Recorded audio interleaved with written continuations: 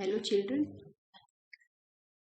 Yesterday we started the chapter force and laws of motion. कल हमने force and laws of motion start किया था. हमने कुछ उसके MCQ डिस्कस किए थे पार्ट 1 में. तो वो उसी का कंटिन्यू पार्ट है. ये पार्ट 2 है जिसमें हम सिर्फ MCQ डिस्कस करेंगे. तो देखते हैं. पहला जो हमारा फर्स्ट क्वेश्चन क्या है, a ball is thrown vertically upward. ऐसे वर्टिकली अपवर्ड कोई बॉल थ्रो की जाती है in a train with a uniform velocity. किस वेलोसिटी के साथ थ्रो की जाती है? यूनिफॉर्म वेलोसिटी के साथ थ्रो की जाती है. The ball will fall behind the thrower, ball ahead of the thrower, return back to the thrower and fall on the left of the thrower. इन्होंने क्या कहा? अ ball is thrown vertically upward in a train moving with uniform velocity. Last जब हमने MCQ series की थी part 1, तब मैंने आपको समझाया था 3 कंडीशन से पूछी जाती हैं और बच्चे अक्सर इसमें कंफ्यूज होते हैं. एक तो जब वो उसी के ऊपर आके गिरे, एक पीछे की साइड, एक आगे की साइड. इस केस में यूनिफॉर्म होता है. वो कैसे भी पूछ सकता है. वो ये भी पूछ सकता है कि यूनिफॉर्म स्पीड है तो कहाँ गिरेगा. वो ये पूछ सकता है कि वो यहाँ पर गिरा है तो स्पीड कैसी है, यहाँ पर गिरा है तो वो एसेलरेट कर रहा है, डीएसेलरेट कर रहा है, कैसे कर रहा है. इस केस में एसेलरेट आता है, इस केस में डीएसेलरेट आता है. तो मैंने लास्ट क्लास में भी आपको ये समझाया था. तो वो कहाँ आती है? Ball is thrown vertically upward with uniform velocity. तो यूनिफॉर्म वेलोसिटी का केस क्या था आपका? Return back to the thrower. Here option C will be correct. तो आप लास्ट वीडियो जरूर देखें, उससे मैंने ये चीजें एक्सप्लेन की है कि आगे क्यों जाती है, पीछे क्यों जाती है. ठीक है. Next, which of the following is not an application of conservation of linear momentum. ये लीनियर मोमेंटम होता क्या है? Product of mass and velocity is called linear momentum.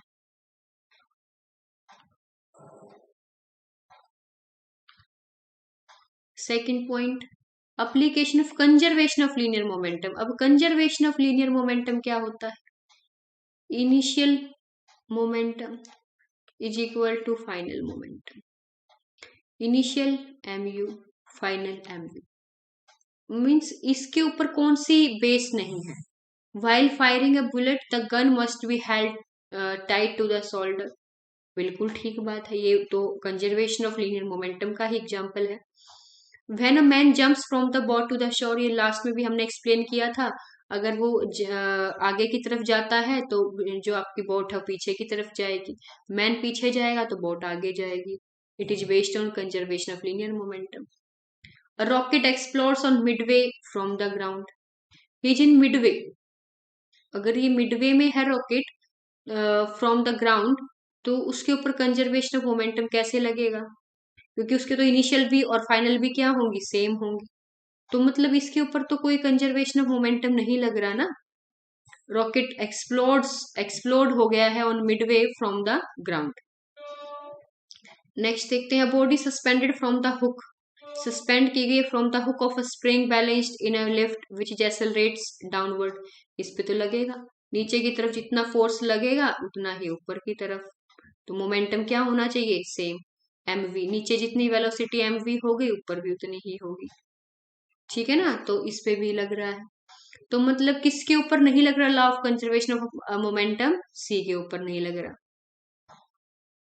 क्योंकि ये किसकी बात कर रहा है? मिडवे की बात कर. तो मिडवे में अगर ये एक्सप्लोड होता है, there is not an application of conservation of momentum. Here initial momentum is not equal to final momentum. Clear. Next, when we stop pedalling. अगर हम पेडलिंग स्टॉप कर दें, the bicycle begins to slow down. तो आपकी जो bicycle है वो slow हो जाती है. This is because of the. ऐसा क्यों होता है? जब अगर आप साइकिल चला रहे हो और आप पैडल लगाना बंद कर दो, तो कुछ देर के बाद आपकी जो साइकिल है वो रुक भी जाएगी या स्लो हो जाएगी. तो ऐसा क्यों होता है? Option A, frictional force acting along the direction of motion of bicycle. बिल्कुल गलत है. क्यों? क्योंकि जो फ्रिक्शनल फोर्स है वो तो क्या होता है? अपोजिंग फोर्स होता है. Frictional force is always opposing force except one case. एक ऐसा केस है जिसमें फ्रिक्शनल फोर्स मोशन को सपोर्ट करता है ना कि रोकता है, ठीक है, दैट इज सर्कुलर मोशन। वो हम 11th में स्टडी करते हैं अच्छे से, तो सर्कुलर मोशन नहीं होता, बट वो थोड़ा सा उसी टाइप का होता है जब हम मूवमेंट करते हैं किसी बैंकिंग ऑफ रोड के केस में होता है वो, ठीक है। वो एक टाइप का सर्कुलर मोशन है, टाइप है वो, ना कि कंप्लीटली सर्कुलर मोशन हम कंसीडर नहीं करते, बैंकिंग ऑफ रोड्स का केस होता है, ठीक है। तो हम यहाँ पर बात कर रहे हैं फ्रिक्शनल फोर्स की। तो जो फ्रिक्शनल फोर्स है वो तो हमेशा कैसा है, अपोजिंग। तो हम एक कंडीशन लेके चलते हैं, दैट इज अपोजिंग फोर्स। तो जो आपका फ्रिक्शनल फोर्स है वो तो अपोजिंग है, वो किस में एक्ट नहीं करेगा, along the direction of motion of bicycle act नहीं करेगा। Next, air resistance which is in direction of motion. अगर जब बात रेसिस्टेंस की आ जाए, इसका मतलब वो क्या है, अपोजिंग फोर्स, तो वो डायरेक्शन ऑफ मोशन में एक्ट नहीं करेगा। Frictional force acting opposite to the direction of motion of bicycle by the road, this is a correct. Frictional force acting, जो फ्रिक्शनल फोर्स है कहाँ एक्ट करेगा, opposite in the direction of motion of bicycle by the road, yes. By कौन apply करेगा, frictional force किस किस के बीच में है, बाईसाइकिल और रोड के बीच में है। Nature of the bicycle to stop after some time, नहीं, ऐसा कोई नेचर नहीं होता किसी भी चीज का। कोई इवन हमारा जो न्यूटन्स फर्स्ट लॉ है वो क्या बोलता है, फर्स्ट लॉ के अकॉर्डिंग क्या है, अगर कोई ऑब्जेक्ट रेस्ट में है तो वो कंटिन्यूअसली रेस्ट में ही रहेगा जब तक हम कोई फोर्स नहीं लगाएंगे। अगर कोई ऑब्जेक्ट यूनिफॉर्म मोशन में है, अगर कोई ऑब्जेक्ट यूनिफॉर्म मोशन में है तो वो मोशन में ही रहेगा जब तक हम कोई फोर्स नहीं लगाएंगे। तो अगर ये मोशन में है तो इसको किस में रहना चाहिए था, मोशन में ही रहना चाहिए था, स्लो नहीं होना चाहिए था, ठीक है ना। अगर स्लो हो गया तो कुछ टाइम के बाद रुक भी जाएगा, तो ये हमारा क्या है, आ, उसके अगेंस्ट है। तो अगर इसका मतलब ये नहीं है कि हमारा लॉ गलत है, नहीं, हमारा लॉ बिल्कुल ठीक है। पर जब न्यूटन्स ने अपने लॉ दिए थे उसको, उसने फ्रिक्शन को एक्सप्लेन नहीं किया था, उसने फ्रिक्शन को जीरो मान लिया था। उसने कहा देयर इज नो फ्रिक्शन, तो उसको फ्रिक्शन का कंसेप्ट नहीं पता था, उसने अपने लॉज में उसको अप्लाई नहीं किया था। अगर फ्रिक्शन नहीं है तो उसके लॉज बिल्कुल करेक्ट है, ठीक है। Next, inertia is a property of a body by virtue of which it cannot be changed by itself. inertia क्या होता है, what is inertia?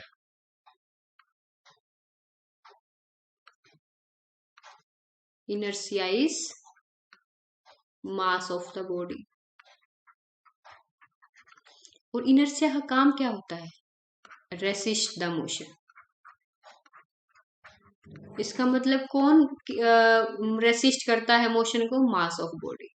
मास ज्यादा होगा तो मूवमेंट में हमें दिक्कत होगी, मास कम होगा तो मूवमेंट अच्छे से हो जाएगी, ठीक है।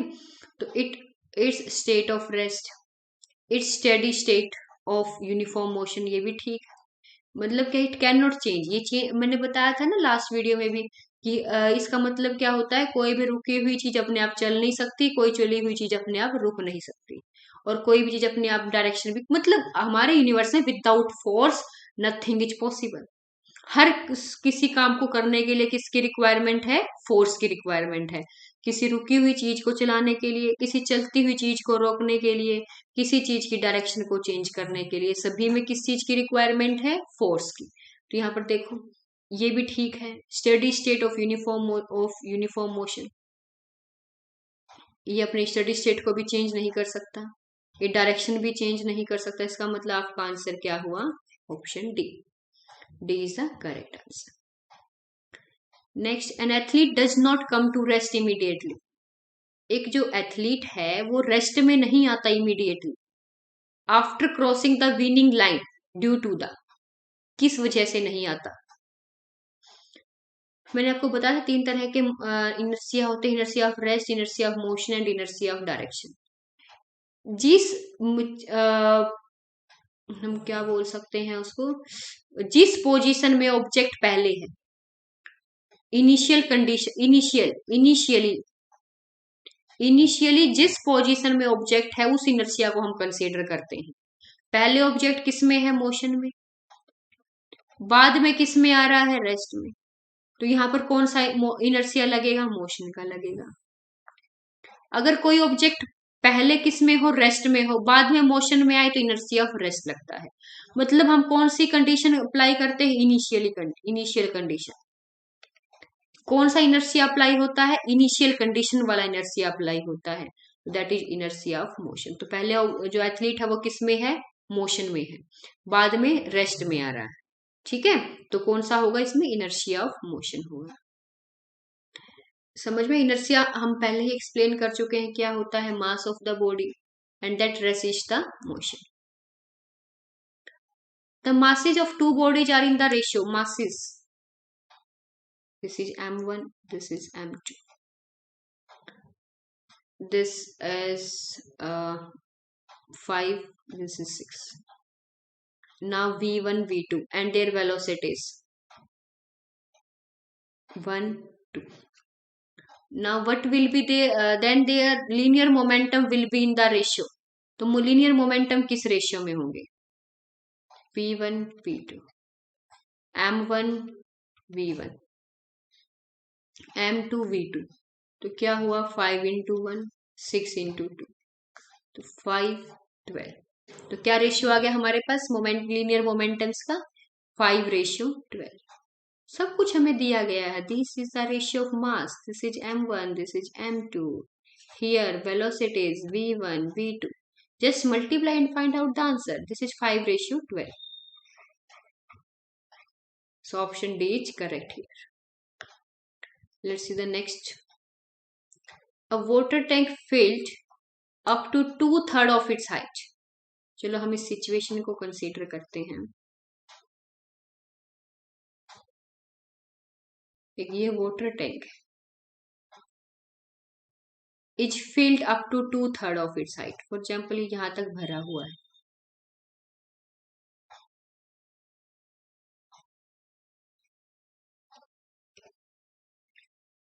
On sudden application of brake. आपने ब्रेक लगाए तो आपने फोर्स किस डायरेक्शन में लगाया, इस डायरेक्शन में लगाया। ये आपकी क्या है, एक्शन है।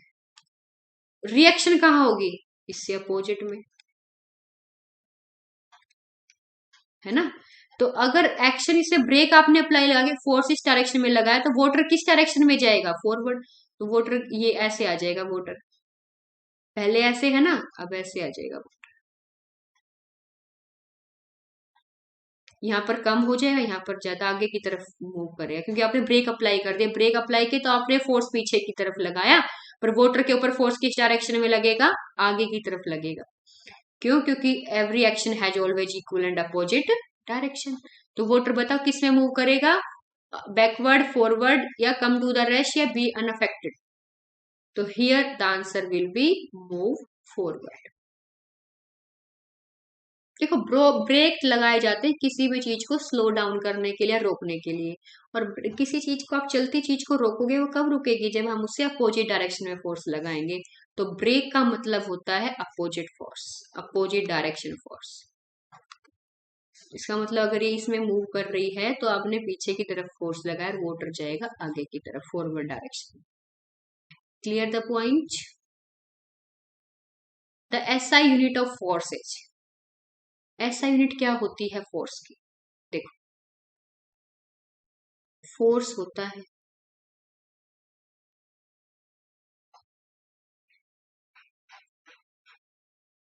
M A. अब हमने देखो ये चीजें ना, एक हमारे पास 7 ही क्वांटिटी है जिनसे हमने सभी यूनिट्स को निकाला है। ठीक है, हमारे पास ज्यादा नहीं, सिर्फ 7 फंडामेंटल क्वांटिटीज हैं जिनके हमने एक दूसरे चीजों को निकाल लिया। मास की जो यूनिट होती है वो किलोग्राम होती है, एक्सेलरेशन की यूनिट होती है मीटर पर सेकेंड स्क्वायर। हमारे पास इतनी बड़ी यूनिट आती है according to physical quantities, fundamental quantities. अगर हम फंडामेंटल क्वांटिटीज देखें तो उसके अकॉर्डिंग हमारे पास फोर्स की ये यूनिट आती है, बट हमने एसआई के केस में फोर्स को दूसरी unit they the, that is Newton. तो जो हमारा न्यूटन है ना वो इसने के इक्वल है, Newton Newton is equal to, Newton is equal to kilogram metre per second square. तो अगर हमें फंडामेंटल की फॉर्म में पूछा जाए तो ये आंसर होगा। अगर आपसे पूछा जाए ऐसा यूनिट तो आपका आंसर होगा न्यूटन। तो हमारा यहाँ पर आंसर रहेगा Newton. The SI unit of force is Newton. What do we get the product of mass and velocity? Everybody knows. Product of mass and velocity. क्या होता है mass and velocity का प्रोडक्ट? इसमें फर्स्ट है force. Force किसके equal होता है? मास into acceleration. Force is the product of mass and acceleration, not mass and velocity. Inertia, what is inertia? बहुत बार मैं आपको एक्सप्लेन कर चुकी हूँ। Inertia is mass of body. Momentum, what is momentum? Momentum is mass into velocity. Your answer is momentum. Newton is the unit of force. हमारे पास Newton क्या है? Unit of force. तो correct answer is third. The rate of change of momentum of an object is proportional to rate of change of momentum. देखो change of momentum क्या होता है? Change का मतलब फाइनल माइनस इनिशियल। अगर momentum की बात आ रही तो यहाँ पे मोमेंटम लगा देंगे। Final momentum minus initial momentum, ये हो गया चेंज इन मोमेंटम। अब रेट का मतलब होता है टाइम से, means change by change in time. Final momentum minus initial momentum by change in time. तो F is directly proportional to dp by dt। This is our second law. Second law क्या कहता है? The time rate of change of momentum of an object is directly proportional to force applied. This is second law of motion.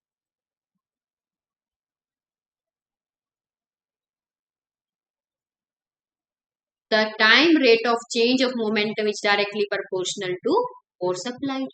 So here what will be the answer? Net force applied on the body. Next, force is the rate of change of same thing, momentum. तो आपका जो force है वो क्या है? Force is the rate of change of momentum. Identify the force which can not act without any physical contact. पहले देखो study करते हैं। पहले मैं आपको ग्रेविटेशनल फोर्स के बारे में बताती हूँ। ग्रेविटेशनल फोर्स क्या होता है? This force acts between any two object in the universe.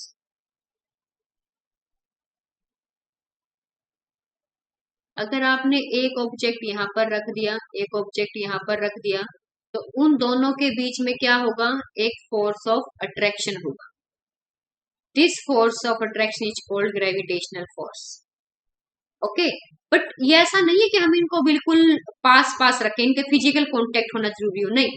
ये किसी डिस्टेंस पर होंगे।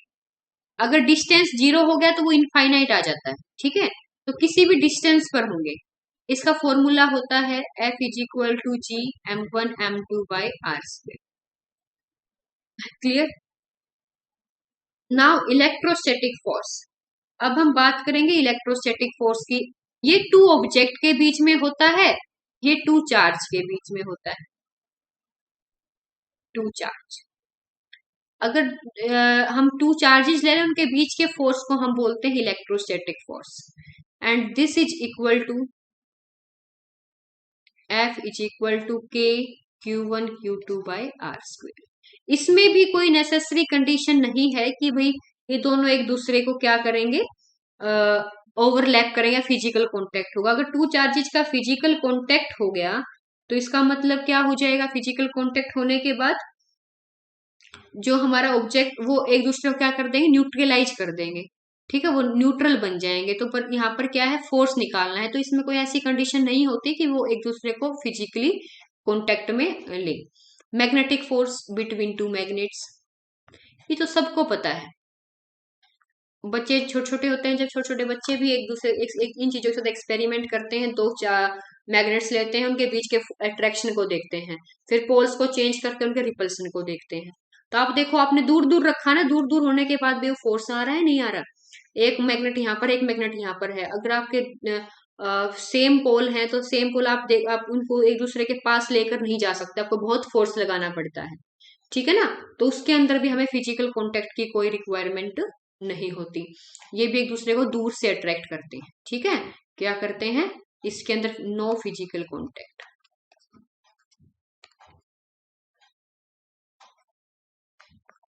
इनमें भी कोई फिजिकल कांटेक्ट नहीं, इसमें भी कोई फिजिकल कांटेक्ट नहीं। अब बात रही फ्रिक्शनल फोर्स की। फ्रिक्शनल फोर्स, आपके पास ये रोड है, एक आपके पास ये रोड है, या आपके पास कोई भी प्लेन सरफेस है, जब तक आप उसके कांटेक्ट में नहीं आओगे तो क्या बता सकते हो वो रॉड कैसा है, वो प्लेन सरफेस है या कंक्रीट का बना है, हम नहीं बता सकते ना। और फ्रिक्शनल फोर्स क्या होता है, जब दो चीजें एक दूसरे के कांटेक्ट में आती है ना, जब एक अपोजिंग फोर्स लगता है, जिसको हम बोलते हैं frictional force. Frictional force is always opposing force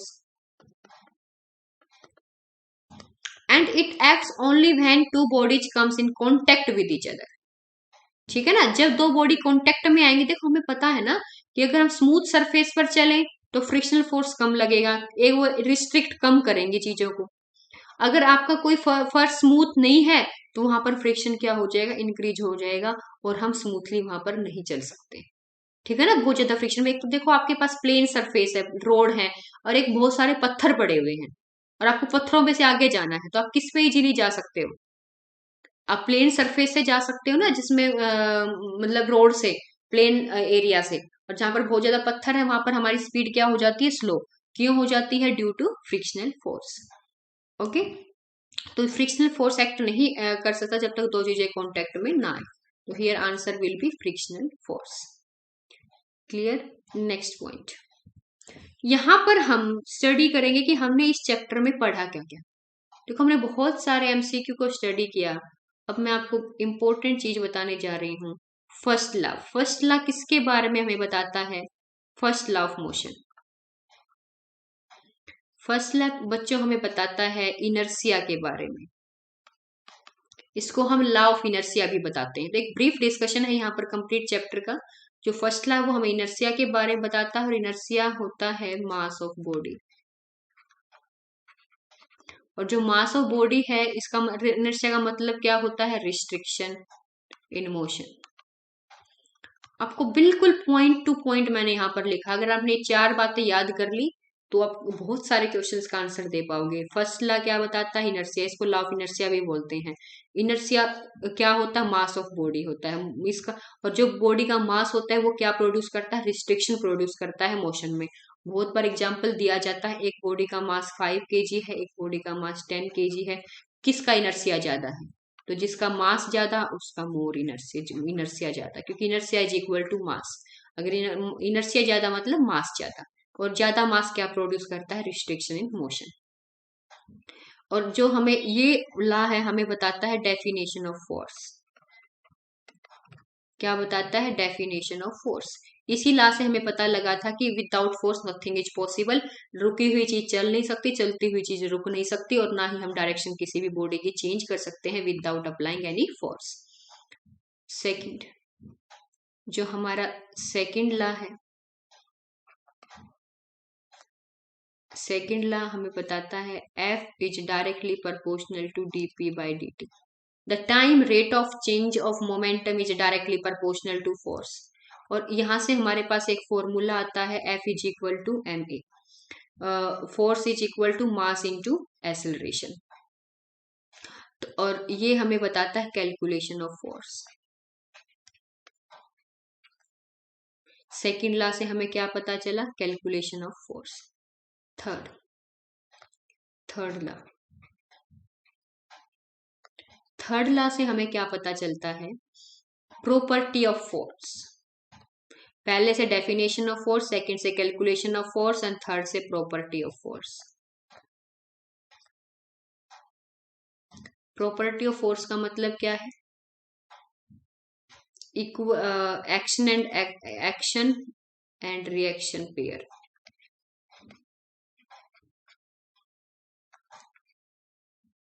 ये एक्शन और रिएक्शन पेयर क्या होते हैं? जो एक्शन और रिएक्शन है वो किस में करती हैं? अपोजिट डायरेक्शन में एक्ट करती हैं। अपोजिट डायरेक्शन में एक्ट करती हैं। इनका जो मैग्नीट्यूड है वो क्या होता है? सेम। इनका सेम मैग्नीट्यूड होता है, बट अपोजिट क्या होती है? डायरेक्शन होती है। ये एक बॉडी पर एक्ट करती हैं या डिफरेंट डिफरेंट बॉडीज पर एक्ट करती हैं? Acts on different bodies. समझ में आया? तो थर्ड लॉ ने क्या बताया? प्रॉपर्टी ऑफ फोर्स बताई, एक्शन एंड रिएक्शन पेयर के बारे में बताया। एक्शन और रिएक्शन पेयर का मैग्नीट्यूड क्या होता है? सेम। डायरेक्शन क्या होती है? अपोजिट। और किन बॉडीज पर एक्ट करती हैं? डिफरेंट बॉडीज के ऊपर एक्ट करती है। ये हमारे तीनों के तीनों लॉ है। हमें याद रखना है कि फर्स्ट लॉ में क्या बात कही गई, सेकंड में क्या और थर्ड में क्या। एक और इम्पोर्टेंट चीज आती है यहाँ पर, law of conservation of moment.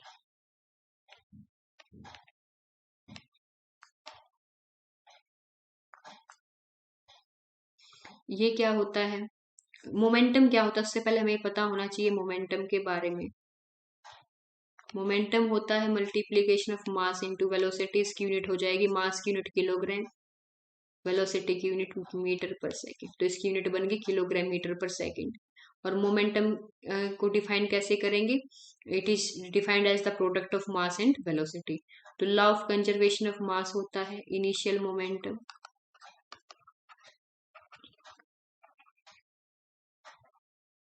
Is equal to final moment. Initial for example M U है तो फाइनल एम पी हो गया। तो हमारा इनिशियल मोमेंटम किसके इक्वल होता है? फाइनल मोमेंटम के इक्वल होता है। That is called law of conservation of moment. These were few important points regarding this force and laws of motion. तो यहाँ पर फोर्स का फॉर्मूला भी मैं लिख चुकी हूँ, force is mass into acceleration. इसकी यूनिट भी मैं आपको बता देती हूँ। अगर आपसे एसआई में पूछी जाए तो वो आती है हमारे पास न्यूटन। अगर हमसे इस फॉर्मूले से पूछी जाए तो हम इसकी यूनिट को लिख सकते हैं किलोग्राम मीटर पर सेकंड स्क्वायर भी हम लिख सकते हैं। Clear students? तो ये हमारे पास था brief discussion of force and laws of motion. तो हमने इसके बहुत सारे एमसीक्यू को डिस्कस किया और इसके इंपॉर्टेंट पॉइंट्स भी डिस्कस किए। तो हम यहाँ पर हमारे यहाँ पर ये चैप्टर फिनिश हो जाता है। Thank you children.